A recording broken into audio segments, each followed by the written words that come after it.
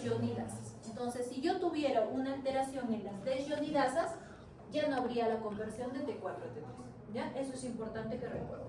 Entonces, ¿vemos la tiroides ahí? Sí, ¿no? Glándula tiroidea de rosadito produce T4 y T3, la cual va a actuar a nivel de los órganos periféricos, ¿no? En todo nuestro sistema. Y esta secreción de T4 y T3 es gracias a que en las células tirotropas de la hipófisis anterior o adenohipófisis se produce la hormona estimulante de la tiroides, que viene a ser la TSH. ¿Ya?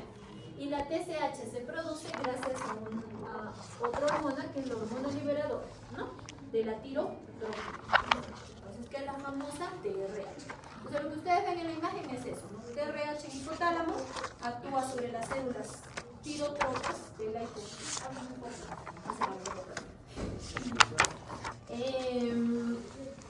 La secreción de las células tirotropas de la TSH y finalmente actúa sobre la glándula tiroidea para la producción de las hormonas tiroides. ¿Ya? ¿Okay? ¿Algo más de la gráfica? No. Eso es lo importante que tienen que recordar. ¿Ya? A medida que vamos avanzando ya vamos a tener otros conceptos. Entonces, para la producción de las hormonas tiroideas tenemos un sustrato principal. ¿Cuál es el sustrato principal? El yoduro. ¿Ya? O sea, a nivel del plasma tenemos yoduro y el yoduro ingresa a la célula folicular tiroidea. ¿A través de qué transportador va a ingresar? El transportador NIS. Ajá, correcto. Entonces, en la membrana de esta célula folicular va a tener un transportador que se llama NIS y va a permitir el ingreso del yoduro a la célula folicular tiroidea. Una vez que ha ingresado el yoduro, lo que va a haber es una difusión, acá arriba, una difusión del yoduro al ápice de las células. Entonces va hacia el ápice de las células y gracias a la pendrina pasa a la zona del coloide. ¿Ya? O sea, esos puntitos verdes que ustedes ven, ese es el yoduro en el coloide. Pero este yoduro se tiene que convertir en yodo gracias al proceso que se llama oxidación, ¿no? O sea, gracias a la oxidación el yoduro inorgánico se convierte en yodo. Entonces, este yodo, en este proceso de oxidación, se ha convertido de yoduro a yodo gracias a la famosa TPO. ¿Ya? Eso es lo otro que tienen que recordar. O sea, el yoduro se convierte en yodo gracias a la peroxidasa tiroidea o conocida como TPO. Una vez que el yoduro se haya convertido en yodo, se une a los residuos de la tiroglobulina y esta unión de los residuos de la tiroglobulina van a formar el diyodotironina más otro diyodo, la T4, que es la tetrayodotironina, que es T4. ¿Ya? En cambio, un NIT más un DIT van a dar lugar a la T3. ¿No? Entonces, así se forman las hormonas tiroideas dentro del coloide gracias a dos procesos. Uno, la oxidación, y el otro es el proceso de organificación. Estos dos procesos están mediados por la TPO, la primera, y la segunda por la tiroglobulina. Entonces, si yo tuviera anticuerpos contra la TPO o anticuerpos contra la tiroglobulina, ¿se produciría T4 y T3? No. Entonces, esa es la famosa tiroiditis de Hashimoto, ¿no?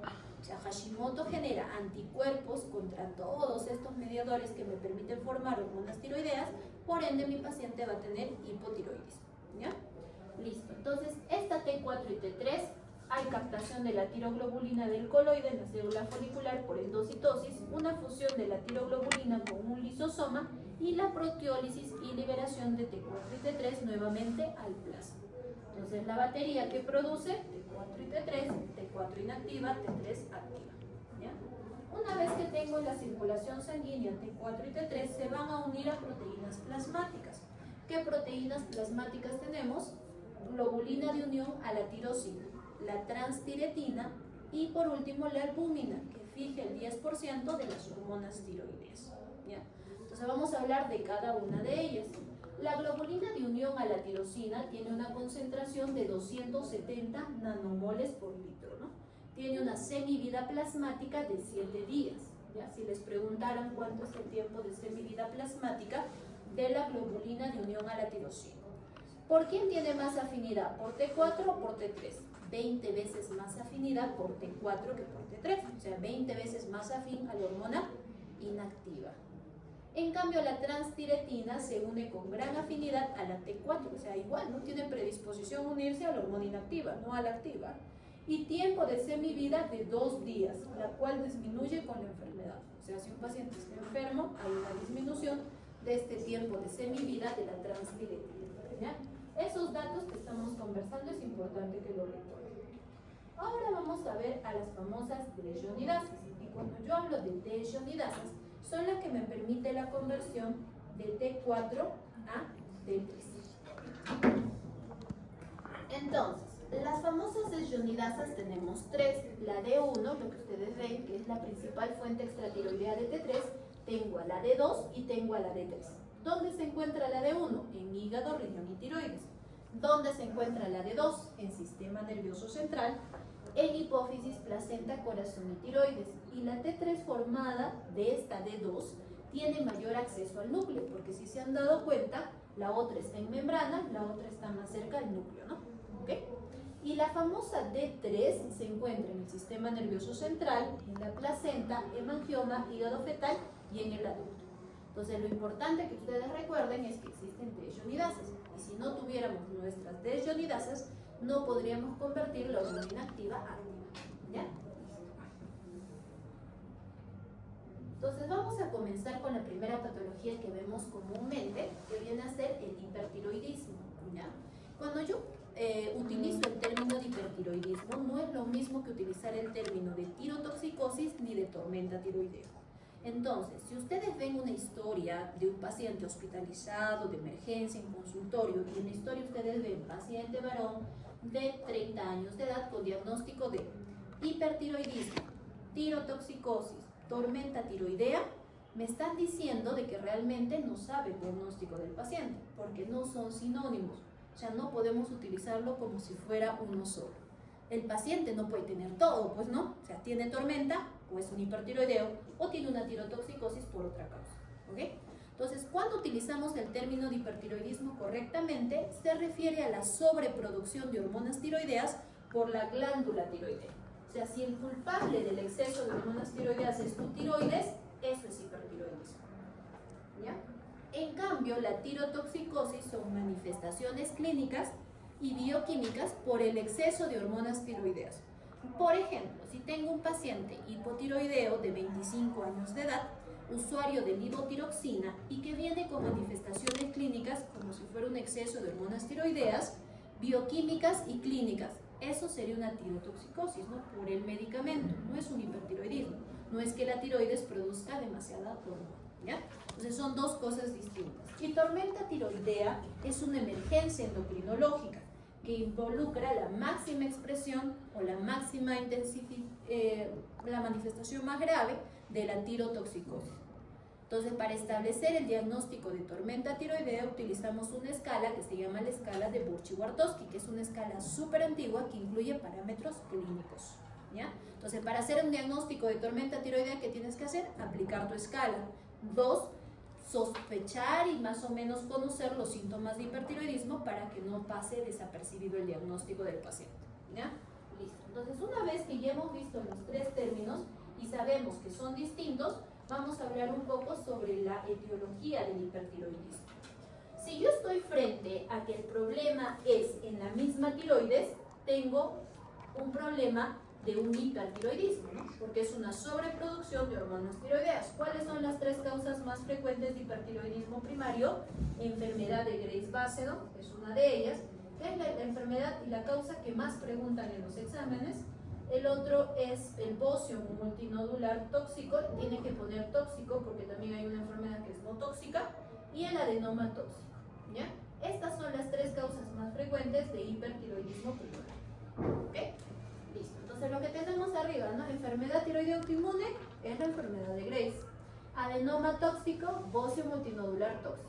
Doctora, ¿y de un hipertiroidismo secundario, o sea, donde ya el problema no es en la tiroides, sino es en la hipófisis, sería un adenoma productor de TSH? O sea, significa que tengas un tumor aquí en estas células tirotropas que producen demasiada TSH. ¿Ok? Listo.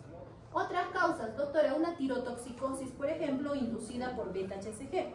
¿Qué significa? Del mole hidatiforme, a veces hay el coriocarcinoma, una tirotoxicosis durante el embarazo, por ejemplo, porque en el embarazo va a haber niveles altos de beta-HCG, eso ya lo van a revisar cuando yo en ginecología. ¿Ya? Entonces, esas son causas. ¿Qué más? Una tiroiditis, por ejemplo, subaguda dolorosa, cuando veamos nódulo y tiroiditis vamos a ver ello, pero lo más importante que ahora quiero que fijen es que en el caso del hipertiroidismo primario y subclínico, esas son las causas principales. ¿Okay? Hipertiroidismo secundario más sencillo, ¿no? Un tumor productor de TSH, y los tumores hipoficiarios más frecuentes son adenomas, por eso es adenoma productor de TSH. ¿Ya? Entonces vamos a empezar. ¿Cuáles son los hallazgos clínicos del hipertiroidismo? Cuando nosotros empecemos a estudiar en endocrinología, yo les sugiero que todas las enfermedades que vayamos a ver, dibujen un muñequito en los cuales van a ustedes identificar cuáles son todos los signos y los síntomas que puede presentar tu paciente, ¿no? La idea es de que estudien todos los signos y los síntomas, ¿no? ¿Ya? Entonces vamos a comenzar por la piel, ¿no? La piel. ¿Qué van a encontrar en la piel de un paciente hipertiroideo? La piel está caliente debido al aumento del flujo sanguíneo. Entonces, si examinan al paciente, porque el examen físico, ¿cómo debe ser? ¿Tu nombre cuál es? Jeff. Jeff. Ya. ¿Cómo comienza un examen físico para tu evaluación final de la rúbrica? De pielifaneras. Pielifaneras, no. Cabeza, otro. Funciones vitales. Y ustedes ya han rotado emergencia. ¿Cómo deciden si un paciente que llega a emergencia se va a trauma shock o se va a área de observación? Con las Con las funciones funciones vitales. vitales. Si encuentran un paciente que está en 50-30, palpable, y está en frecuencia cardíaca en 180, ¿ese paciente lo mandamos a observación? No, probablemente vería trauma shock si está con trastorno de conciencia, tiene obstrucción de vía aérea, etcétera, etcétera, etcétera, ¿no? Lo que han visto en emergencia. En cambio, si es que ese paciente está con 120-80, respira bien, no le falta el aire, su corazoncito está en 90, por ahí está en 100, llega doctora, media que febrícula, y a ese paciente lo puedes dejar en tu mismo tópico, o si ya sabes la causa, lo puedes pasar a observación si amerita que se quede, ¿no? Entonces, las funciones vitales, con eso comienza su examen físico. Luego de ello, el examen es cefalocaudal, correcto. Entonces, si al hipertiroideo ustedes empiezan examinándole el pie, ya puntos menos, bueno, porque se supone que el examen físico es cefalocaudal. Entonces, la idea, para no saltearnos algunas estructuras, es que sean lo más ordenados posibles en el examen físico. ¿Qué más hay? ¿Por qué, si les preguntáramos, por qué el aumento del flujo sanguíneo, por qué la piel es caliente? Por el aumento del flujo sanguíneo. Y también es suave debido a una disminución en la capa de la queratina, ¿ya? ¿Qué más tenemos? Intolerancia al calor, las uñas de Plummer, prurito y urticaria, que son más frecuentes cuando la causa es la enfermedad de Graves. Vitíligo, alopecia areata, y seguro ustedes se relacionan vitíligo, hipotiroidismo, ¿no? Porque los dermatólogos, cuando han rotado dermatología, los que han hecho algunas clases, ven vitíligo, el doctor pide su dosaje hormonal tiroideo, ¿no? Para descartar hipotiroidismo, ¿no? Pero también en el hipertiroideo puede haber vitíligo, alopecia areata, sobre todo si la causa es autoinmune también. O sea, en pocas palabras, enfermedad de Graves básica, ¿no? Porque es la causa autoinmune. Adelgazamiento del cabello, o sea, puede haber también caída del cabello, dermopatía infiltrativa. Entonces hay una famosa tríada de Graves, ¿no? Que también es pregunta de examen. Te preguntan, ¿cuál es la tríada de Graves? Ya, la dermopatía infiltrativa es parte de la tríada. En general, el término correcto es utilizar dermopatía infiltrativa. Pero ¿dónde es la ubicación más frecuente de esta dermopatía infiltrativa? En el mixedema pretibial. Por eso es que algunos en la tríada en los exámenes no le ponen dermopatía infiltrativa, sino el mixedema pretibial que ustedes ven en la imagen. Entonces, no se olviden que cuando van a examinar pies, tienen que buscar mixedema pretibial, sobre todo, más aún, si ustedes sospechan que la causa es una enfermedad de Graves, ¿no? Entonces, ya revisé piel, ya sé que es caliente, que es suave, ya sé por qué es suave, ya sé que puede haber vitíligo, etcétera, etcétera, etcétera. Voy a revisar ojos. En el ojo, ¿qué va a haber? Doctor, el esoftalmos marcado que me va a mostrar en la siguiente diapositiva. Eso es lo más común, o sea, si yo veo a la consulta entrando un paciente en la puerta que tiene ese esoftalmos o glutopatía marcada, ya sé probablemente el motivo de su consulta, pero hay pacientes que no tienen tan marcado ello, ¿no? Sobre todo si no son Graves. Entonces, ¿qué van a tener? Mirada fija y retraso del párpado, ¿ya? ¿Por qué se debe esto? A una hiperactividad simpática posiblemente mediada por un aumento de los receptores alfa-adrenérgicos en algunos tejidos. Entonces ustedes ponen el dedito delante del paciente y hacen que él lleve su mirada hacia abajo a medida que ustedes van bajando el dedo. ¿Qué va a haber? Un retraso del párpado, ¿no? Se evalúa haciendo que el paciente siga el dedo del examinador mientras lo mueva hacia arriba y hacia abajo, ¿no? Entonces, ¿qué es lo que pasa cuando hay retraso del párpado? El paciente tiene un párpado retrasado, si se puede ver la esclerótica por encima del iris cuando el paciente mira hacia abajo. O sea, el párpado baja lento, ¿no? ¿Okay? Y la famosa mirada fija. Y lo que es típico es el esoftalmos, ¿no? ¿Qué es el esoftalmos? Es esta inflamación de los músculos extraoculares y de la grasa orbital. Por eso el esoftalmo está marcado en los pacientes con enfermedad de Graves. Doctora, ¿y un adenoma tóxico y bocio multinodular tóxico voy a ver ese esoftalmo si todo muy marcado? No, entonces es más común esta orbitopatía en la enfermedad de Graves, ¿no? Entonces, esa protrusión del ojo le va a generar sensación de arenilla, dolor en los ojos, puede tener diplopia debido a una disfunción de los músculos extraoculares porque hay una inflamación de la grasa que hemos hablado, ¿no? Retroorbitaria. Entonces, ¿por qué se da esto en la enfermedad de Graves? Por todos los cambios que tiene la misma enfermedad, ¿no? Ustedes saben que es un trastorno autoinmune, ¿ya? Entonces, en el bocio multinodular tóxico, adenoma tóxico, hay trastorno autoinmune, no hay trastorno autoinmune. Por eso esto no deberíamos ver en un paciente con bocio multinodular ni adenoma tóxico, ¿no? ¿Okay? Entonces, parte de la triada es esta, la dermopatía infiltrativa, y lo otro es el bocio del paciente. Entonces, cuando ustedes examinen la tiroides, para eso les he hecho estudios de paros anatómicos, van a palpar un bocio, ¿no? ¿Dónde se palpa la tiroides? Por debajo de un cartílago que se llama tiroideo. Ajá. Entonces, desde el piso de la boca hay que estudiar los reparos anatómicos, ¿no? Que hay en el piso de la boca, ¿ok? ¿Quién sabe quién estudia? Ajá. El hueso yoides, ¿no? Ya, ¿qué más? Luego es el ligamento. Entonces, los que están en mi grupo estudiamos para mañana, porque como vamos a palpar pacientes, la tiroides de los pacientes, si no saben reparos anatómicos, vamos a estar palpando adenopatías, o vamos a estar palpando el piso de la boca, o cartílago tiroideo en vez de tiroides, ¿no? La tiroides es móvil a la deglución, o sea, es simple, se mueve cuando pasas la saliva. ¿Okay? Entonces, cuanto más pacientes palpen, mejor, ¿no? Porque en la teoría se puede ver bonito, ¿no? Pero con el paciente ya todo mi paciente tiene índice de masa corporal en 40. Entonces, palpo su tiroides, es súper complicado. Hay pacientes con obesidad donde no se palpa la tiroides, ¿no? Doctora, tiene un nodulito de medio centímetro, no le he podido palpar. Hay nódulos que no podemos palpar, nos dicen 2 milímetros ya, no lo voy a palpar, ¿okay? 5 centímetros, doctora, y eso sería ilógico que no puedas palpar, ¿no? El paciente que se entra a la consulta ya sabemos que tiene el nódulo, ¿no? Porque le van a pase la saliva, normalmente yo cuando veo nódulos grandes hago eso primero, y se ve el nódulo que tiene el paciente, ¿ya?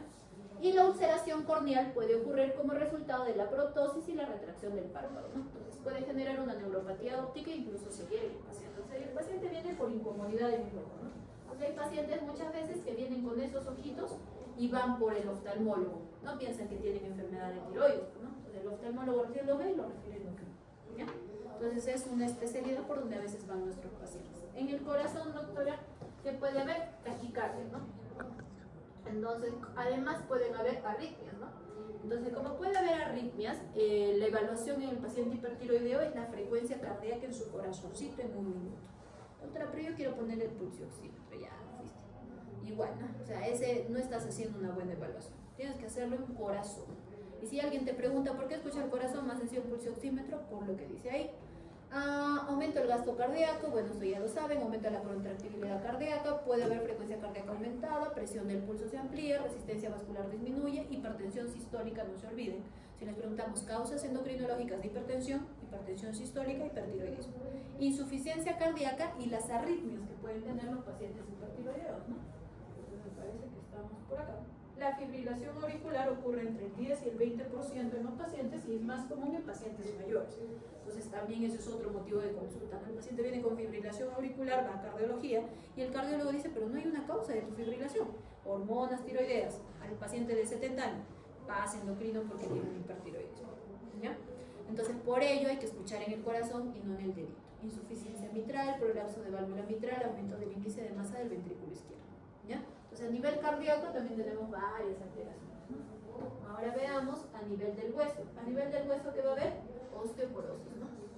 Osteoporosis, porque estimula la resorción muscular. A nivel metabólico, ¿cómo está? Habíamos visto que las causas secundarias de dislipidemias o hipertrigliceridemias es hipotiroidismo.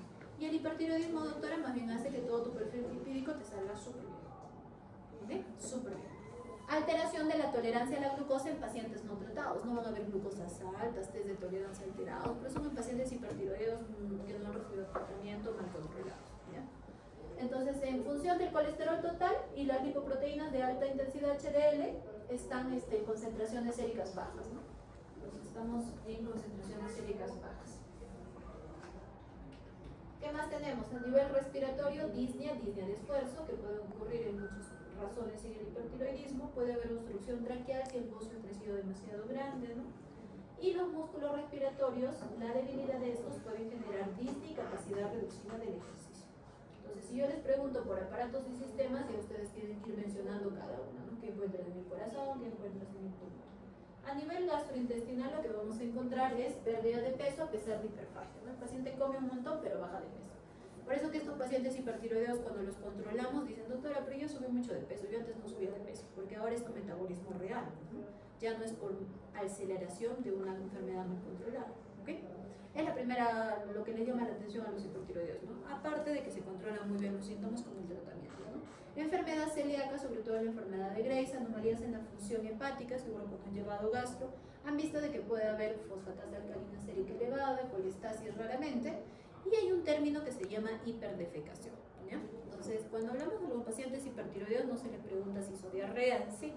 El término correcto es hiperdefecación, que es aumento del patrón defecatorio de las características casi habituales del paciente. O sea, si tu paciente hacía una sola vez al día, ahora hace 3, 4, pero de las características casi habituales del paciente, ¿ya? O sea, si eran semipastosas, semipastosas, ¿no?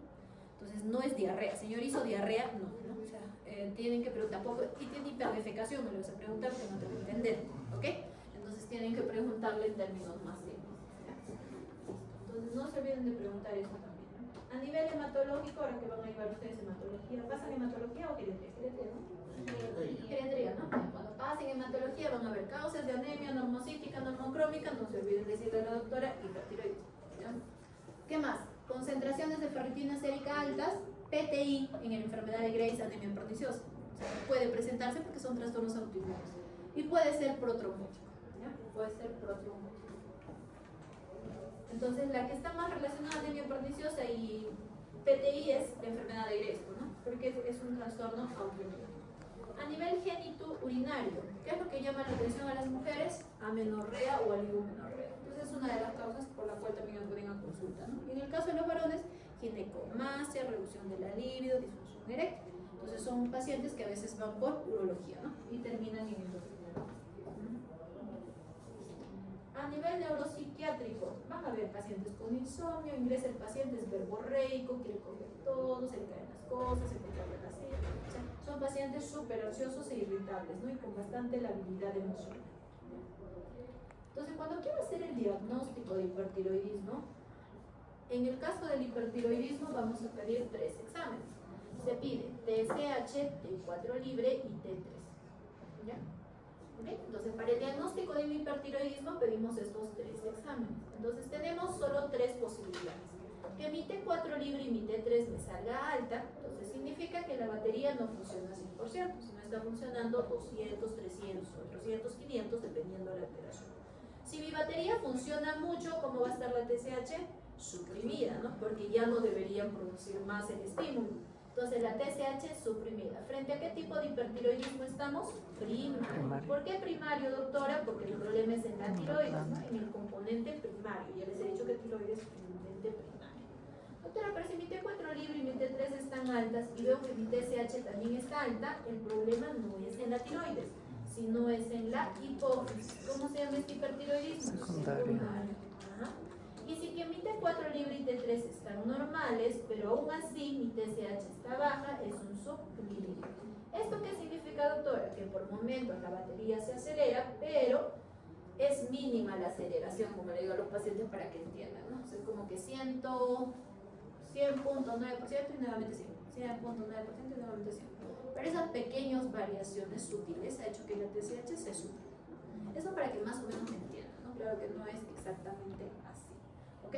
Listo, entonces ya saben, si la T4 libre y la T3 son normales y la TSH suprimida, subclínico, ¿ya? Y la T4 libre alta con la T3 y TSH suprimida, hipertiroidismo primario, y en algunas literaturas le dicen manifiesto, ¿ya? Doctora, entonces, ¿qué significa? Que el hipertiroidismo primario va a ser muy sintomático y el hipertiroidismo subclínico asintomático no. Los síntomas no dependen de ello. O sea, puedes tener un subclínico sintomático o puedes tener un primario asintomático sintomático. Obviamente que el grupo más grande que vemos son pacientes sintomáticos, ¿no? Pacientes sintomáticos, ¿ya? Una vez que tengamos el diagnóstico, tenemos que buscar la causa, porque la causa es importante para el tratamiento definitivo. Entonces, no quiero, y si es que en algún momento llegan a su primer nivel de atención y tienen pacientes con hipertiroidismo, 8 años, doctora, tomando medicación, 10 años tomando medicación. Ese paciente ya debió haber recibido terapia con yodo radioactivo, que es el tratamiento definitivo, al menos que esté contraindicado para ese paciente, ¿no? Sobre todo en mujeres en edad fértil. Doctora, tengo una paciente de 20 años que desde los, vamos a ver, bueno, ya de 30 años, que desde los 22 años toma su tiamazol. Esa paciente va a querer ser mamá en algún momento y parte de la terapéutica durante la gestación, el tiamazol es teratogénico, produce gastrosquisis, onfalocele, aplasia cutis. Entonces, no es un medicamento que debería ser utilizado. Entonces, en esas mujeres es mejor hablar con ellas sobre su deseo de concebir o su deseo genésico y plantearnos objetivos en el tiempo, ¿no? No tenemos un paciente de 20 años tomando pues tiamazol desde los 20 hasta los 40, ¿no? Con riesgo de que en algún momento queda gestando si tiene algún deseo de concebir. ¿Estamos? ¿Ok? Listo. Entonces, doctora, mientras que esté mal controlado mi paciente, método anticonceptivo mejor. Así prevenimos muchas complicaciones, porque es riesgo para el bebé, riesgo para la mamá. ¿Ya? Listo. Entonces, para establecer la causa del hipertiroidismo es otra cosa que también tienen que saber. ¿Por qué? Porque si tienen pacientes 10 años tomando su y no se sabe la causa, no debería existir ese tipo de paciente. Entonces, la causa es parte de, a la par de haber establecido el diagnóstico. ¿Ya? Entonces, ¿qué podemos hacer para establecer causa? Ecografía tiroidea. Porque la ecografía te dirá si tu paciente tiene por aquí múltiples nódulos, además de tu examen físico, o tiene un nódulo nada más, doctor, entonces podría tener un adenoma tóxico, podría ser un bocio multinodular tóxico, ¿no? Si con la ecografía puede establecer si hay nódulos o no, si la tiroides está crecida o no. Doctora, la tiroides solo sale crecida con aumento del flujo vascular. ¿Cuál puede ser? Enfermedad de Graves, ¿no? Doctora, en la ecografía sale, no hay bocio, o sea, no hay crecimiento de la tiroides con un nódulo. ¿Qué puede ser la causa? Adenoma tóxico, porque no tiene softalmos, doctora, ni mixedema pretibial. ¿Estamos? ¿Ok? Listo. Medimos TCI, es un marcador para enfermedad de Graves. Es otro examen auxiliar que nos ayuda. Y cuando yo tengo una ecografía que no tiene nada de vascularidad, es compatible más con una tiroiditis. El otro examen que pedimos, que es importante que lo conozcan, se llama gammagrafía tiroidea. ¿Qué es la gammagrafía tiroidea? La gammagrafía tiroidea es un examen realizado por los médicos nucleares. ¿Han escuchado esa especialidad, medicina nuclear? ¿Sí? Listo. Entonces, los médicos nucleares trabajan con radiofármacos. Radiofármacos. No es como una tomografía, no son los radiólogos. Entonces, este radiofármaco, que es el pertecnetato de tecnesio 99, este radiofármaco nos ayuda a establecer si esos nódulos que ustedes les he dibujado, o si ese nódulo que tiene el paciente, es funcionante o no funcionante. ¿Ok? Entonces, para ver la funcionalidad, o saber si este nódulo es el culpable, pedimos la gammagrafía. Esta es una gammagrafía de un paciente que es compatible con una enfermedad de Graves. Doctora, ¿qué veo? Es un bocio difuso hipercaptante del radiofármaco, ¿no? O sea, ven toda la silueta, ¿no? O sea, el radiofármaco ha sido captado por toda la tiroides, ¿no? Por eso se ve grande. Entonces, esta gammagrafía es compatible de un paciente con enfermedad de Graves. Doctora, ¿y eso? Si ustedes ven, no hay una silueta de la tiroides, sino es solo una bolita, ¿no? Una bolita en el lado derecho o una bolita en el lado izquierdo. Entonces, este es un nódulo autónomo en el lado derecho y un nódulo autónomo en el izquierdo. Bioquímicamente, ¿qué tiene tu paciente? Una alteración como esta, ¿no? TSH suprimida y T4 libre y T3 alta. ¿Ya? Listo. Y un bocio multinodular tóxico, ¿cómo se ve? Así como aquí, ven la imagen, ¿no? Varias manchas negras. Esa es la gammagrafía de un bocio multinodular tóxico. ¿Ya? ¿Cuál es el tratamiento del hipertiroidismo? Requiere primero un diagnóstico preciso. Si ustedes no lo sospechan, no lo van a diagnosticar. Entonces, para eso tienen que dibujar su muñequito y estudiar todos los síntomas y signos de hipertiroidismo. ¿Ya? Una vez que ya sospechen, pidan los exámenes. Y una vez que tengan los exámenes, ya han hecho un diagnóstico preciso. Entonces, una vez que ya tienen el diagnóstico, pueden referir para iniciar el tratamiento, ¿no? al hospital. O si es que tienen la sospecha, también los pueden derivar, porque tal vez no tienen exámenes auxiliares en el primer nivel de atención donde estén, pues, ¿no? ¿Ya? Entonces, ¿el tratamiento cuál es? Farmacológico. O sea, no hacemos cirugía de frente, doctora, que me saque mi tiroides, no. Porque aunque el paciente venga, no quiero que me saque mi tiroides, no. O sea, el hipertiroidismo no es indicación para tiroidectomía, ¿ya? Terapia con yodo radioactivo de frente, doctora, quiero mi terapia con yodo. Tampoco, así no funciona. Tienes que estar controlado con tu tratamiento farmacológico, saber la causa, calculamos tu dosis de terapia con yodo radioactivo, coordinamos con el médico nuclear y te da tu tratamiento con yodo radioactivo. ¿Ok? Listo. Entonces, primero tenemos que estudiar cuál es el tratamiento farmacológico, ¿no? Porque ese es el tratamiento que vamos a iniciar al paciente. Entonces, cuando hablamos del tratamiento farmacológico, tenemos los beta bloqueadores. ¿Ya?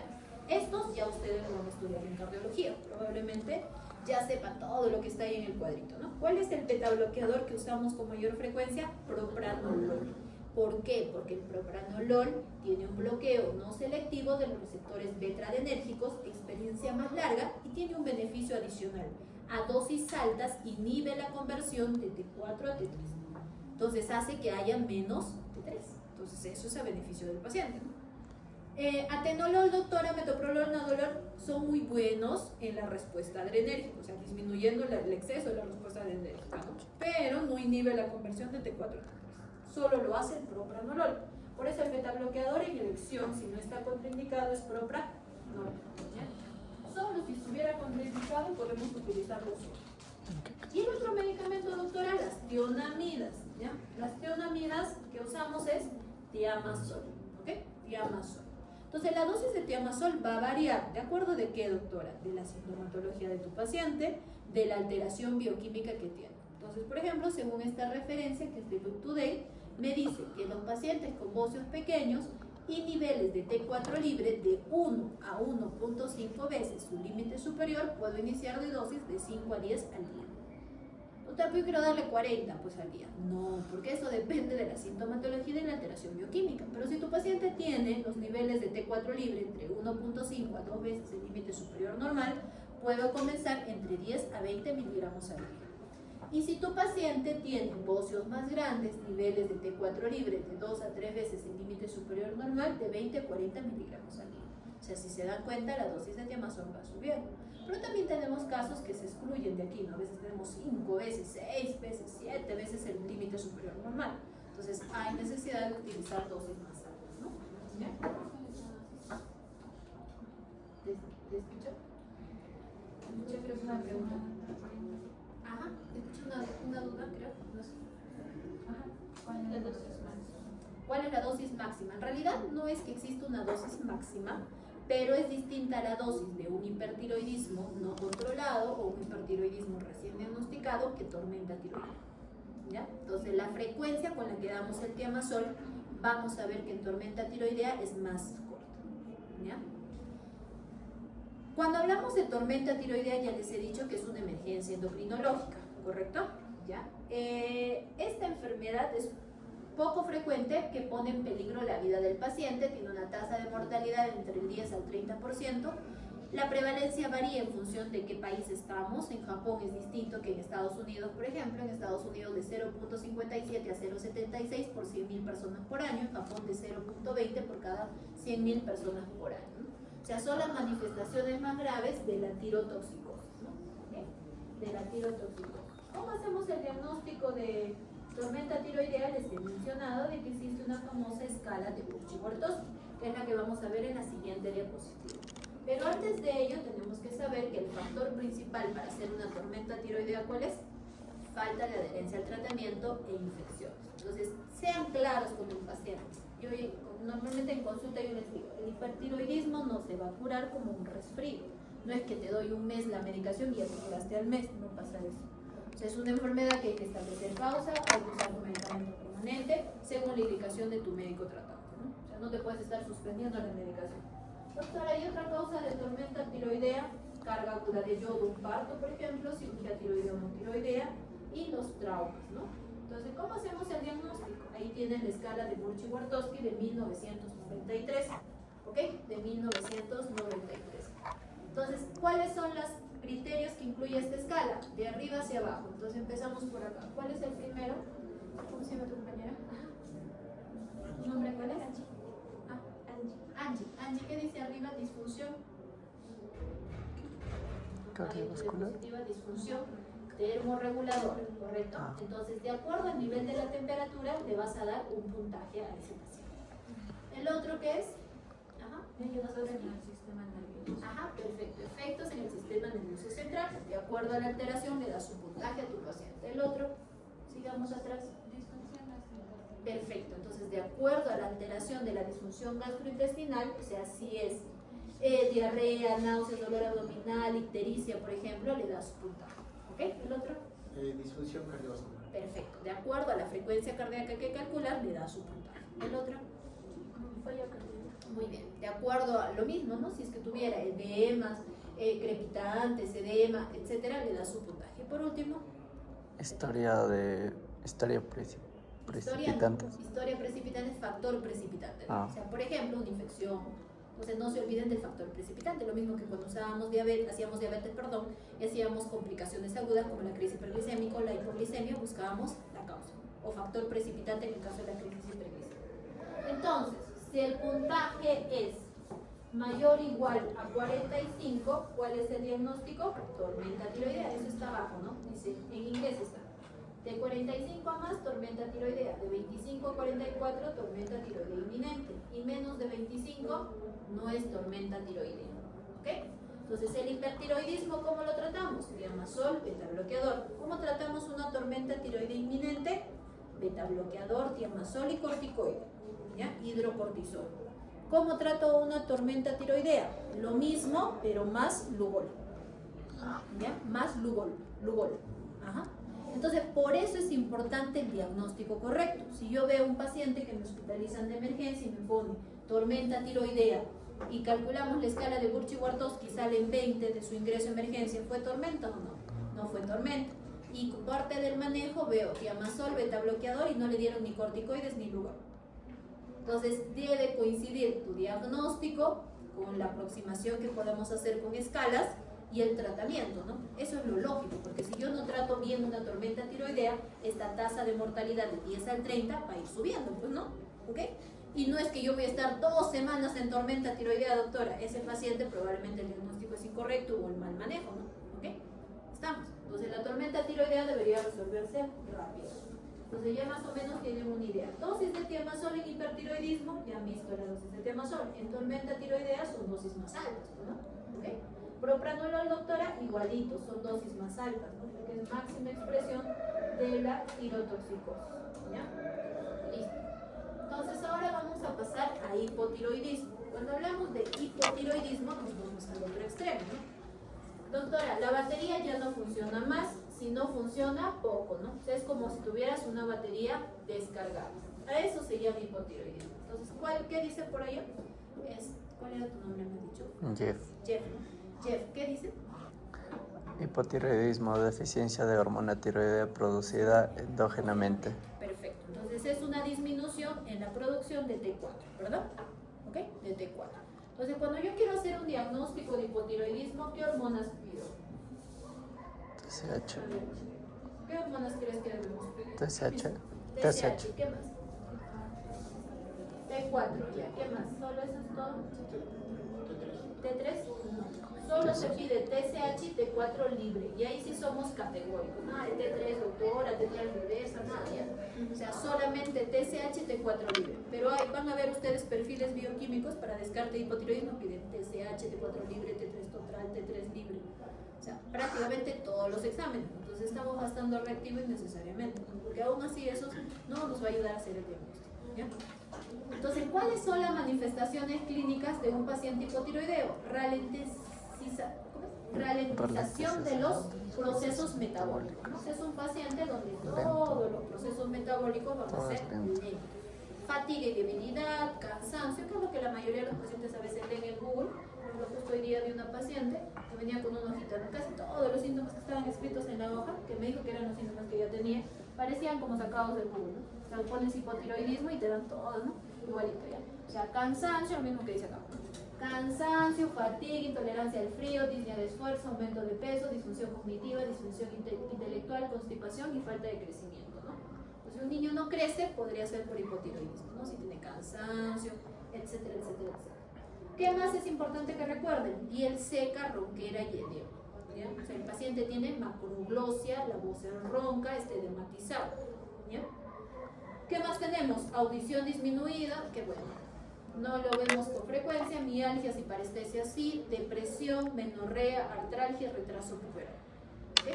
Entonces, sobre todo, cansancio, fatiga, caída del cabello, estreñimiento, aumento de peso. Doctora, como poco, pero subo mucho de peso, me dificulta bajar de peso, ¿no? Tengo mialgias, dolores musculares, bueno, constipación ya se los he mencionado, y tolerancia al frío, no se olviden. El paciente siempre refiere que tiene mucho frío, ¿ya? Bradicardia, escuchen, en el corazón también, carotenemia también, piel áspera, fase hinchada, edema periorbitario y la macroglosia. Y el hipotiroidismo te da una hipertensión diastólica. Ajá, y el hipertiroidismo era una hipertensión sistólica. Muy bien. Derrames pleurales y pericardios, ascitis y galactorrea. Una de las causas de hiperprolactinemia patológica, porque hay causas fisiológicas, patológicas, es un hipotiroidismo no controlado, ¿no? O hipotiroidismo recién ¿ya? Entonces, ¿qué exámenes voy a pedir para hacer el diagnóstico? TSH y T4 libre. Muy bien, si mi T4 libre está baja, significa que la batería está descargada, funciona menos. Por ende, mi TSH se va a elevar. Perfecto, muy bien. ¿Cómo se llama esto? Hipotiroidismo primario. Doctora, pero yo veo que mi T4 libre está normal y la TSH está elevada. ¿Cómo se llama esto? Subclínico. Entonces, como le explico a los pacientes, es como si tu batería se acelerara 100 como si se descargara 99.99% y nuevamente 100. Por eso que la T4 libre sale normal, pero la TSH se eleva por las pequeñas fluctuaciones, por así decirlo, de la T4 libre, ¿no? ¿Okay? Ese es un subclínico. ¿Y un secundario cómo sería?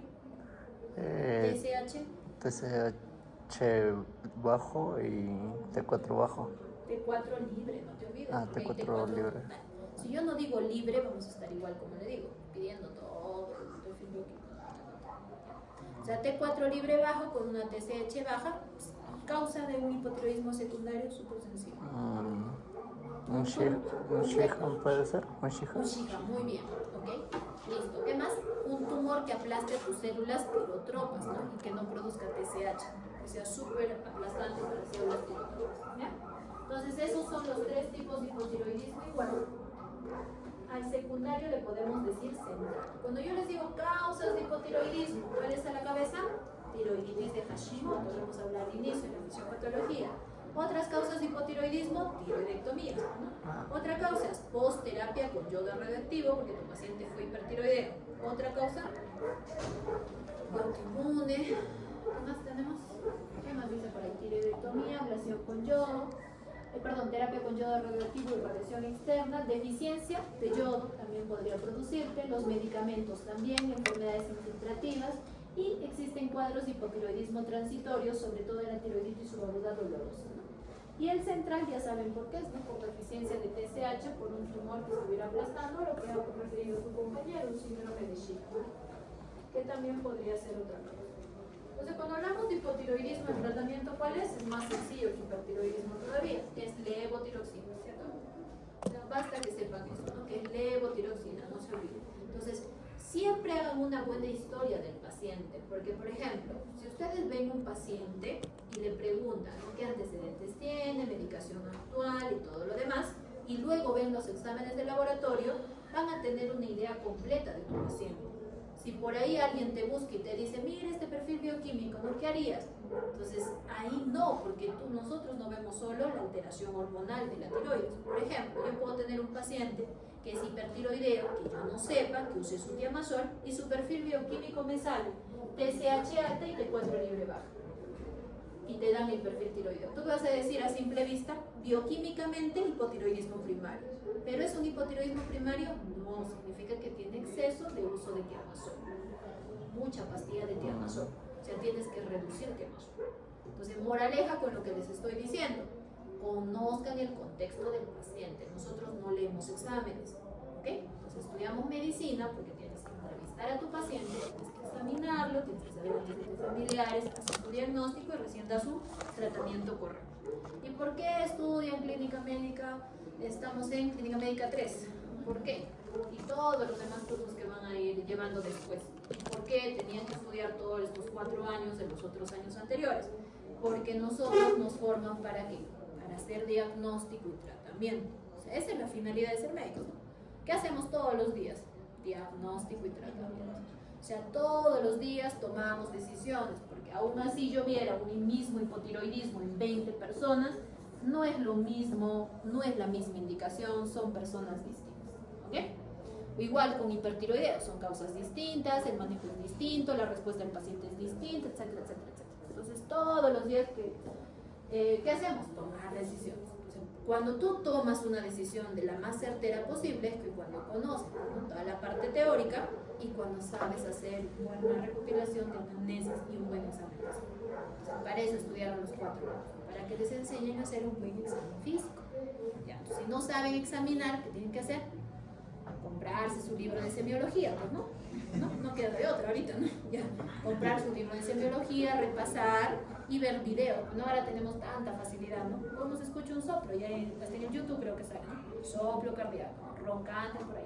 Porque si no sabes una roncante y un crepitante, no vas a saber identificar neumonía, ¿no? Ahí vamos a tener inconvenientes. Si no sé escuchar el corazón, ¿cómo sé que mi hipertiroideo tiene arritmia? ¿Ok? Entonces, esa es la idea. Entonces, el tratamiento del hipotiroidismo es levotiroxina. Entonces, ¿para qué le damos el tratamiento? Lo primero, que la terapia es de por vida. La diferencia entre un hipotiroidismo primario y subclínico es que el primario tratamos a todos, el subclínico solo en algunas ocasiones. Esa es la primera diferencia, ¿ok? Entonces, tu hipotiroidismo primario de por vida va a tomar su levotiroxina. Entonces, eso es algo importante que nos puede ayudar en el primer nivel de atención, porque hay mucho paciente que viene suspendiendo su levotiroxina. Doctora, hace 6 meses dejé mi levotiroxina. Justo hoy día había una paciente, ¿cuántos meses? 3, 4 meses creo. La señora tenía macroglosia, la borrón, estaba diagnosticada. Y, señora, ¿por qué suspendió su pastilla? No, es que me producía más cansancio la pastilla. Pero no es que te producía más cansancio, sino que en ese entonces estaría mal controlada con la dosis que tenía. O sea, se seguía sintiendo cansada. Pero suspendió la pastilla, ahora está hinchada, está más cansada, no puede dormir, está toda ronca, está con la macroglosia, está edematizada y todos los síntomas que hemos hablado. ¿Okay? Entonces, el hipotiroidismo primario no tiene cura, el tratamiento es de por vida, más si es autoinmune, ¿no? Ya, doctora, me sacó la tiroides, igualito, de por vida vas a tomar tu levotiroxina. No, ¿quién reemplaza esa batería que debería estar funcionando 100%? Entonces, el objetivo es restaurar el estado eutiroideo. Eutiroideo se dice cuando tus hormonas funcionan normales, lo que puede lograrse con la administración de la T4, la levotiroxina, y un tratamiento adecuado debería revertir todas las manifestaciones clínicas de un hipertiroidismo. Entonces, deben mejorar los síntomas del hipertiroidismo. Obviamente, estos pacientes tienen que estar en constante seguimiento, ¿no? Entonces, tenemos intervalos de seguimiento en pacientes con hipotiroidismo controlado y cuando no están controlados cada cierto tiempo, ¿ya? Entonces, los objetivos de la terapia: mejorar síntomas, evitar el tratamiento excesivo. Tampoco, doctora, le doy un montón de levotiroxina. No, porque vas a producir osteoporosis y ¿qué más? Problemas cardíacos. Doctora, mi abuelito de 80 años con una superdosis de levotiroxina y ya su TSH está suprimido. Esa no es la idea. ¿Ok? ¿Estamos?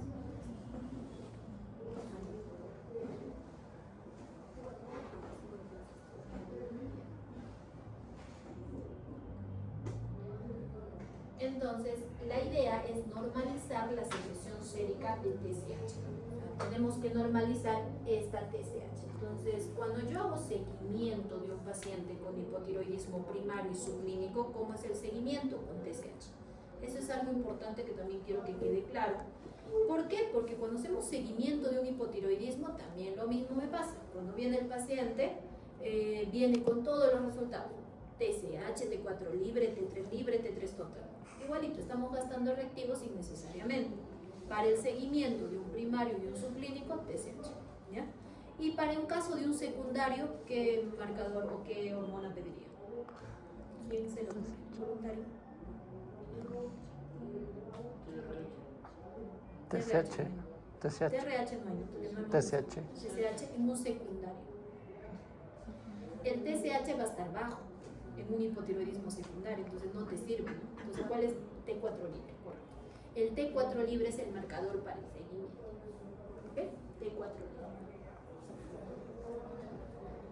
Y lo otro, obviamente, es reducir los síntomas del paciente, mejorar los síntomas y reducir el tamaño del bocio si es que estuviera presente. ¿Ya? Entonces, la dosis recomendada de reemplazo es 1.6 microgramos por kilo de peso al día. Pero esta dosis es una dosis general que puede variar de acuerdo a la causa del hipotiroidismo, ¿no? Por ejemplo, doctora, esta dosis es de un paciente con hipotiroidismo postquirúrgico. O sea, si me sacan mi tiroides, ¿cuál es la dosis que le voy a dar al paciente? 1.6 microgramos por kilo por día. Doctora, pero si le han sacado por un cáncer de tiroides, ¿la dosis es la misma? No, es una dosis mayor. Entonces depende mucho la causa por el cual el paciente tiene hipotiroidismo, porque en el caso del hipotiroidismo postquirúrgico en cáncer de tiroides le damos por dos motivos.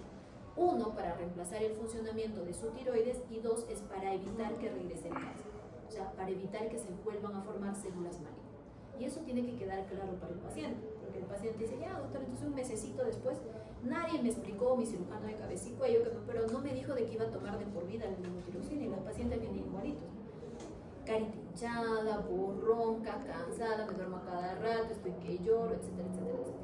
¿Ya? Entonces recuerden que no tiene tiroides. Y dos, para evitar que regrese el cáncer, ¿no? Para que se vuelvan a formar estas células malignas. Doctora, pero si mi paciente tiene edad avanzada, tiene enfermedad coronaria, en quienes se desconoce la duración del hipotiroidismo, deben comenzar con una dosis más baja, ¿no? Pueden ser 25 a 50 microgramos de levotiroxina al día. De 25 a 50 microgramos de levotiroxina al día. ¿Ok? Listo. Entonces, ¿cuál es el objetivo? Como les decía, restaurar los niveles de TSH en un rango adecuado, y dos, disminuir los síntomas del paciente.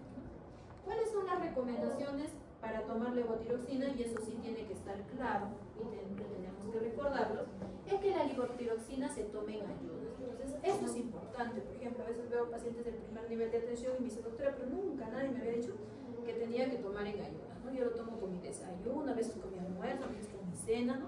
Pero trato de no olvidarlo, ¿no? Entonces es importante tomar en ayunas, porque es una pastilla súper especial. Se absorbe bien en ayunas, pero si no lo tomamos en ayunas no se absorbe. Dos, tampoco con ningún suplemento nutricional. O sea, hay pacientes que por ahí, por un problema gástrico, les indicaron omeprazol, etcétera, y están tomando levotiroxina, omeprazol inmediato. O primero omeprazol y su levotiroxina inmediato. Tampoco, tiene que diferir también con los otros medicamentos, ¿ya? Solamente levotiroxina solita en ayunas. ¿Qué más? No debe tomar, bueno, con otros medicamentos, ahí están incluidos, ¿no? Carbonato de calcio, sulfato ferroso. Normalmente esos son medicamentos que los damos después, ¿no? Algunos los toman a media mañana, o sea, nada de esos están indicados en ayunas, pero por si acaso, igual, ¿no? Solo con agua, no es con agua y café, con agua y té, con agua y limón, con jugo, con extracto, ¿no? O sea, solito agua, ¿ya? Preguntas, chicos, hasta ahí. Doctor, una pregunta. ¿Cuándo se puede considerar aumentar la dosis de levotiroxina en un paciente con hipotiroidismo? ¿Cuando no responde al tratamiento? Ajá, correcto. Entonces, ¿cómo vas a hacer el seguimiento? La recomendación es esta. Si tú tienes un paciente con diagnóstico de hipotiroidismo, ya tienes el diagnóstico, imaginemos, le has iniciado tratamiento con levotiroxina, ¿cuándo es tu siguiente control? En 4 a 6 semanas es lo que te recomiendo. En 4 a 6 semanas tú tendrías que pedirle a tu paciente una TSH y valorar que ya esté en rango objetivo. Si es una paciente joven con deseo genésico, nuestro objetivo es llevarla a menos de 2.5. Ese es el TSH normal para una mujer que quiere tener un bebé. O sea, sobre todo las mujeres con deseo de concepto, ¿ya? Pero si es una mujer ya de 40 años, 45, 42, debería estar en el rango normal para dicho laboratorio, ¿no? ¿Ok? Entonces ya puede ser más flexible, no nos llevar a 2.5, ¿no, doctora? Un poquito más alto. ¿Ok? Si tu paciente es una hipotiroidea postquirúrgica, por ejemplo, pero ha sido por cáncer, cambia el escenario, porque ahí tienes que estratificar el riesgo de recurrencia del cáncer. Entonces tenemos riesgo bajo, riesgo intermedio, riesgo alto, y ahí se complica la situación. Ese paciente prefiero que me lo refieras al hospital, no te lo quedes, ¿ya? Porque tengo que estratificar el riesgo y en función de ello su objetivo de TSH. Se cambia el escenario. ¿Estamos? ¿Ok? Lo otro, que me olvidaba, la levotiroxina es segura durante el embarazo a diferencia del tiamazol. Ya les he dicho que produce el tiamazol durante el embarazo, plasia cutis, onfalocele, gastrostomía. En cambio, la levotiroxina es súper segura. Entonces, no puede haber gestante en su primer nivel de atención que ustedes vean y le digan, no, si suspende su levotiroxina, señora. No debemos suspender la levotiroxina durante el embarazo. Tiene que seguir. Más bien, una vez que la identifique, la mandan a su endocrinólogo porque tiene que subir la dosis de su levotiroxina y hacer un seguimiento más estricto durante el embarazo, ¿ya? Pero esa es la primera duda que a veces, porque he visto ya pacientes del primer nivel de atención que le han suspendido su levotiroxina a su médico tratante. Creo que es por temor, sobre todo desconocimiento, ¿no? Tal vez nadie le comentó que esa sí no es teratogénica, no es como el Amazon, segura durante el embarazo.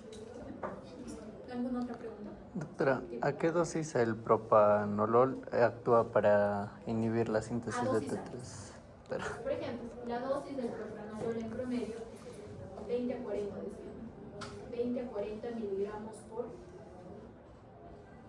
año.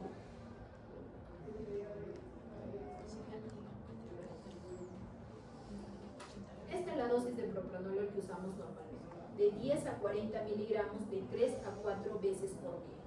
Entonces, doctora, ¿pero usted lo deja 4 veces por día? Va a depender de la frecuencia cardíaca y de la sintomatología del paciente. ¿Ok? O sea, independientemente de este beneficio de inhibir la conversión de T4 a T3 a dosis altas, no es por querer tener ese beneficio le voy a dar a la dosis máxima de inicio al paciente. O sea, le voy a dar, doctora, 40 cada 4 horas. O si sería de 3 a 4 veces, tendría que ser cada 6 horas. O sea, por ejemplo, ese de cada 6 horas lo damos en tormenta tiroidea. Pacientes ambulatorios con diagnóstico de hipertiroidismo, no vas a ver pacientes con propra a dosis de 40, por ejemplo, cada 6 horas. ¿No? O sea, no van a estar tomando cada. Máximo vamos, dependiendo de la sintomatología del paciente, cada 8 horas. ¿Ok? Cada 8 horas. Y lo que sí va a quedar para que ustedes estudien es la dosis en la cual inhibe la conversión de T4. ¿Ok? ¿Listo? Pero lo que sí es importante que sepan lo que les he dicho. No por querer obtener la dosis van a iniciar a dosis a ese nivel a pacientes hipertiroideos. La dosis del propra varía de acuerdo a tu frecuencia cardíaca y la sintomatología de tu paciente. Es distinto tener un paciente hipertiroideo recién diagnosticado con una frecuencia cardíaca en 140, por ejemplo, con un paciente con una frecuencia cardíaca en 98. Entonces a ese de 98 le vas a dar menos dosis de propranolol. Al que tiene, por ejemplo, 140, más dosis de propranolol. ¿No?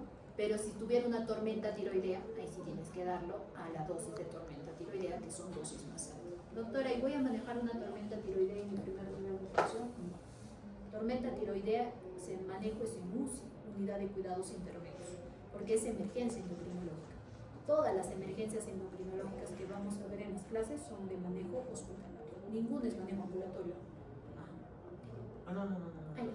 Ninguno es de manejo ambulatorio. Ojo, ¿ya? Por ahí tu hipoglicemia, ya bueno, ya. Si es que es una causa que tú puedes manejar también hipoglicemia y puedes dar las primeras medidas en tu primer nivel de atención, si tienes una dextrosa del 33.3, ya sabes qué hacer, ¿no? Pero relativamente